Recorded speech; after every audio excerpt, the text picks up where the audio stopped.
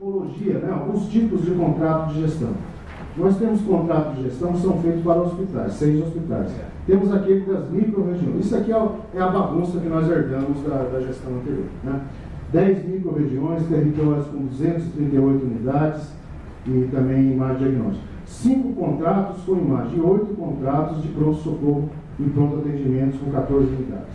Né? Então, esses são os contratos de gestão, não estão aí os convênios, que também faz parte desse processo de gestão anterior, que é o que nós estamos tentando equacionar, vamos tentar equacionar ao longo de 2014, com contratos mais transparentes, simples e por base territorial, evitando a multiplicidade de contratos e convênios que existem hoje. Hoje, os 6 hospitais, vamos lá, está aí? Acho que está aqui, vou apresentá-los. Só lembrando, nós estamos no movimento, nós temos 47 convênios e 20, quantos contratos? 29 contratos de gestão. Então é da ordem de quase 90, né? Quase 70. Quantos leitos? Calma, vamos chegar lá. Vamos em frente. Aqui o tipo de contrato, quanto é que gasta? Contratos de micro-região, que são os maiores, 809 mil, depois a gente vai detalhar isso. Contrato com hospitais 425, imagem, total de 1 bilhão e 400 milhões de reais com os contratos de gestão. Aqui, as micro-regiões. Quais são as micro-regiões? Então são essas aqui que estão no relatório de vocês: Cidade Ademar, Socorro Parelheiros, Eniboi, Tiradentes, Goianás, Itaim Paulista, Butantã, Jabaé, Jaçanã, Americanópolis, Penha e Vila Maria. Esses são as chamados contratos de micro-regiões, que totaliza aquele primeiro grupo de 809 milhões. Aqui o número de equipamentos que tem em cada um desses contratos de gestão. Aqui os hospitais que você perguntou. Então, olha, os hospitais são o Tiradentes, lá na leste, né? O Eniboi na sul, São Luís Gonzaga aqui, o vereador José Estorópolis, o famoso Vermelhinho, na Vila Maria, o Menino Jesus, aqui também no centro, né? E o Benedito Montenegro, lá no Jardim Ivo. Os leitos não estão aqui, então, o destaque são as saídas, né? Ou seja, quantas pessoas internadas. Não, mas isso é fácil de fazer, a gente acrescenta leitos. É que eu não sei de cabeça. Aqui eu sei que é 250, ó. 250, 250. Aqui, sabe o senhor Suzano? Ninguém sabe? 170 leitos. Estorópolis? 230 leitos. Menino Jesus tem 120, por aí. E o Benedito Montenegro tem... Tinha 40. Vai. Mas ao todo, não é todo, nós são 17 hospitais que a gente tem, né? Não, eu quero saber contrato de gestão. Não, eu quero só somar. Puxa a soma aí. Pega lá, por favor. Então aqui estão as saídas, as taxas de ocupação. Vocês lembram que taxa de ocupação, o ideal é girar em torno de 85%, essa é a ocupação melhor no hospital, para evitar problemas de operação. O Estorópolis está um pouco abaixo disso. Lembrando que, no caso do Eniboi Mirim, do Estorópolis e do Benedito Montenegro, nós fizemos auditorias, averiguações neles. Essas averiguações foram para os conselhos da região respectivos e esses hospitais estão sob o nosso monitoramento do desempenho deles. Né? O São Luís Gonzaga é o próximo a sofrer auditoria.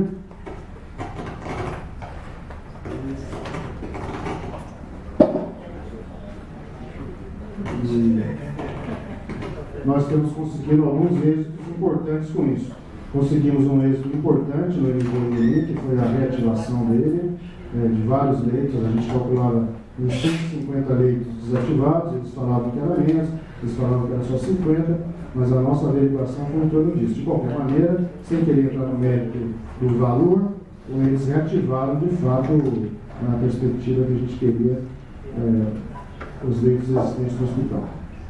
O José Estorópolis tinha vários problemas, a gente fez também uma auditoria lá, uma averiguação acompanhada pelo pessoal do hospital também, que está acompanhando. Ainda há soluções a serem feitas lá, mas está sob o nosso olhar de lupa sobre esse hospital, que vocês vejam que o desempenho dele é um pouco abaixo, inclusive, dos demais, né? O Benedito Montenegro, nós acabamos de fazer uma auditoria nele, nós estamos fechando a averiguação sobre o Benedito Montenegro. Ele é um hospital que detém grande parte do funcionalismo dele, ainda é funcionalismo da direta, metade dos médicos e a maioria dos outros profissionais são da administração direta ainda. Então é preciso olhar com muito cuidado esse hospital para ver se a alternativa adotada em relação a ele é a melhor mesmo em termos econômicos e financeiros, né? O nosso estudo preliminar aponta um pouco que ele é um hospital mais caro do que deveria ser, né? Isso nós estamos em fase final de análise para poder apresentar ao conselho do hospital, da região e a vocês também. Pronto. Os vazios aqui, né? Por exemplo, por que no MBoi está zerado o ambulatório? Porque não tem ambulatório, não faz parte do contrato ambulatório médico de consultas, né? Mesma coisa em Montenegro, né? Não tem ambulatório, nem presta SLT externo, né? Só usa o SLT internamente em cada internação. Aliás, é uma das coisas também que a gente questionou. Talvez dê para usar um pouco do SLT externo e também ajudar a região em alguns tipos de exame, né? Ultrassom, que às vezes fosse ocioso lá, a gente está revendo isso como parte da averiguação que estamos fazendo também. Aqui nós temos agora os pronto-socorros. Quais são os pronto-socorros sobre gestão de contrato? E aqui os respectivos parceiros em cada um desses pronto-socorros. Qual o volume de atendimento de urgência, exames de radiologia realizados e os valores empenhados, 174 milhões estão custando esses pronto-socorros. Aqui os contratos de gestão relativos à imagem, diagnóstico por imagem. Também uma estrutura que a gente recebeu da gestão anterior. Tem a FID contratada em 4 das 5 regiões e a Santa Casa contratada na região norte, né? Totalizando um contrato de gestão da ordem de 55 milhões. Aqui já entra no esforço que fizemos, aquilo lá que eu mostrei para vocês, como é que nós saltamos de 1 bi e 500 do Ministério, o recurso federal, né, transferido para o município. Como saltamos de 1 bi e 500 para 1.900? Aqui tem parte do esforço que fizemos.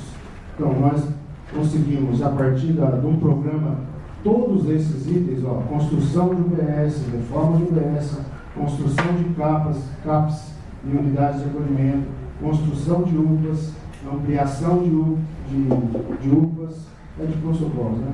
Equipamentos hora certa, para a região certa, construção de CER, né? Centro de reabilitação e oficinas ortopédicas, emendas parlamentares e reformas de hospitais. Todos esses itens fazem parte de programas normais, rotineiros do Ministério da Saúde.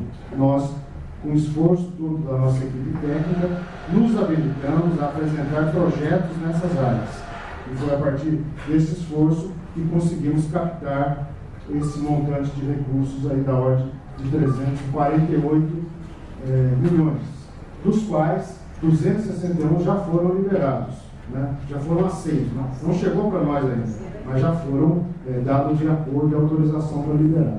Parte deles já chegou para nós, né? Em particular, o que chegou, operário? Chegou um pouco da UPA. Chegou um pouco da UPA. Reforma dos hospitais, 86 UBS chegaram, né? Que não estaria fundo a fundo. Então foi UPA, UBS. Reforma dos hospitais chegou quase tudo, né? 23 milhões no ano passado, tá? Começou a ingressar no final de setembro. Isso está demonstrado? Não, a gente não voltou a mostrar o efetivado, porque ele vai acontecer fortemente este ano. Então, por isso que a gente chama de pleiteado e efetivado. Ou seja, aprovado. E o restante do valor está em fase final de análise do Ministério da Liberação. Aqui um outro recurso também captado, que foi o investimento lá na região dos mananciais. Parelheiros e região. O Ministério das Cidades tinha um projeto a ser desenvolvido lá, e ele incluiu dentro dos investimentos a serem feitos nessa região também investimentos na área da saúde. É bom lembrar, Geraldo, que esse recurso não vai interessar se vocês pegarem o orçamento da saúde, não vai estar diretamente no orçamento da saúde, no município de São Paulo.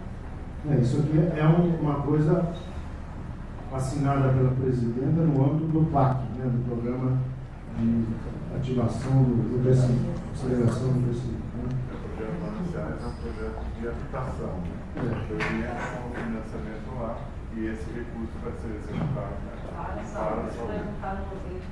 Dentro desse projeto, o que nós temos? Além do nosso hospital, né, que já tem uma foto do hospital? Projeto do hospital, ó, esse é o projeto base do hospital, né? Aqui é o povo de Parelheiros, é isso? Dia do abraço. Esse é o terreno, esse é o terreno do hospital. Lá no meio de Parelheiros, esse é o projeto do hospital, o projeto base, né? Ele está em elaboração do projeto executivo. É muito bacana, né? É a área de reserva, emanação. Ali tem um problema, inclusive está sendo uma das dificuldades, porque tem um monte de pé de sabugo lá que vai dar problema com o florestal, né?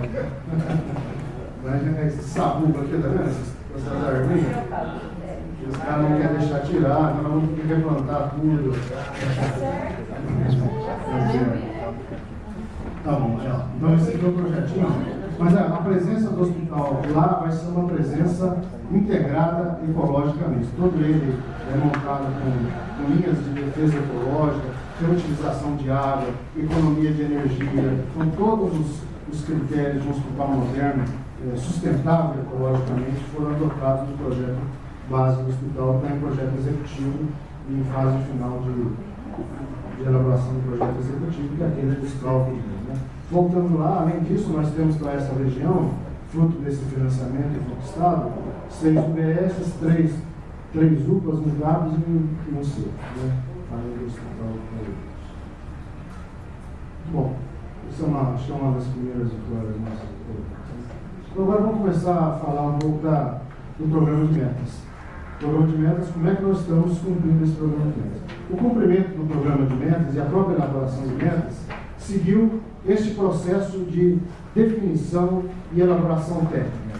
O município, para se organizar na área da saúde, não pode pensar apenas na UBS, no ambulatório de especialidade, no pronto-socorro de forma isolada. Ele precisa pensar como é que essas coisas funcionam de forma integrada. Por isso que a gente fala hoje, elaborar um bom projeto na área da saúde, mais do que pensar só no ponto de atenção isolado, nós precisamos pensar na rede que estamos organizando para que um paciente determinado flua de maneira rápida de uma UBS para um centro de especialidades, para um pronto-socorro. Por isso, o grande planejamento hoje é o planejamento da rede de atenção, não apenas, também é fundamental, não apenas da unidade física, daquele ponto de atenção específico necessário para compor essa rede, mas precisa pensar na rede. E é a maneira que o Ministério também trabalha. Foi por nós organizarmos a Rede Cegonha, nós chamamos Rede Mãe Paulistana também, a Rede Cegonha, Rede de Atenção Psicossocial, Rede de Urgência e Emergência, a Rede de Atenção de Doenças Crônicas, onde nós já definimos algumas linhas de cuidado dentro dela, e a Rede de Cuidados da Pessoa Deficiente. Foi ao organizar isso foi em conjunto com o Estado, porque eu preciso organizar esse fluxo em conjunto com o Estado, porque o Estado detém também grande parte dos equipamentos no município. Então, ao organizar isso, a gente começa a estruturar o sistema pensando na pessoa, no paciente, e não simplesmente pensando naquele ou naquele outro equipamento. Então, essa é a ideia de planejar um sistema em rede. Né? E estamos trabalhando, além dessas que são homologadas já pelo Ministério, estamos trabalhando por nossa conta, também no espírito de um bom planejamento, de uma boa integração técnica. Estamos trabalhando com a rede de saúde do trabalhador, a rede de oncologia, saúde bucal e saúde do idoso. Todas elas estão em pleno processo de elaboração.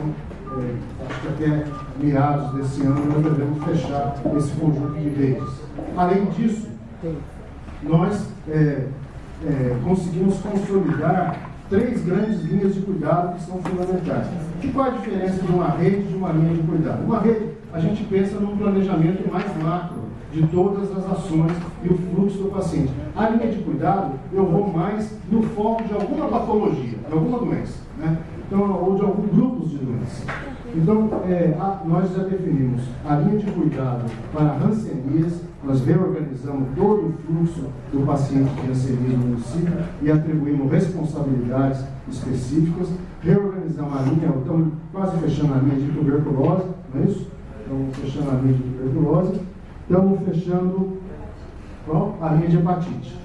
São 3 grandes epidemias do município, né? Que a gente precisa.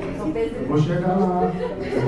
São grandes 3. Além dessa, uma nova grande epidemia, que é a obesidade, né? Que é um dos mais importantes, os mais importantes determinantes, né? Sedentarismo, tabaco, álcool e obesidade, todos sabemos que são os grandes determinantes da situação de saúde da comunidade, né?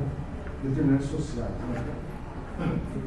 E por isso, nós, em conjunto também com o Estado, não foi isso, Eugênio?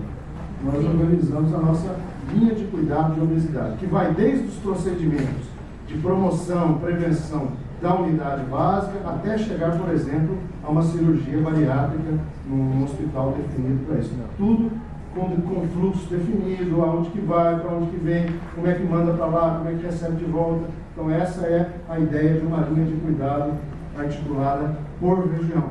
Nós fizemos este de quebra, né?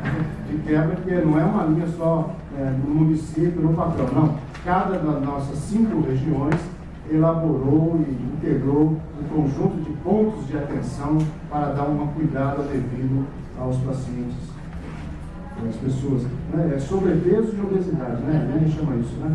Linha de cuidado de sobrepeso e obesidade. Então, essa é a estratégia.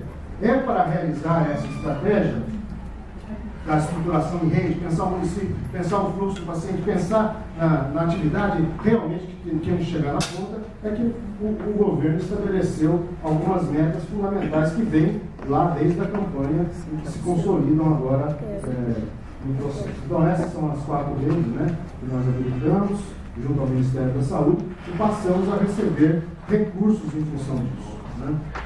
Nós e o Estado. Então o Ministério está dando dinheiro para vocês, mas não. Aliás, por exemplo, a Rede Cegonha, o Secretaria de Estado da Saúde vai ganhar 54 milhões e nós 40 e poucos. Vamos ganhar menos do que o Estado e nós é que puxamos tudo. Nós puxamos tudo em benefício do cidadão, em benefício da saúde.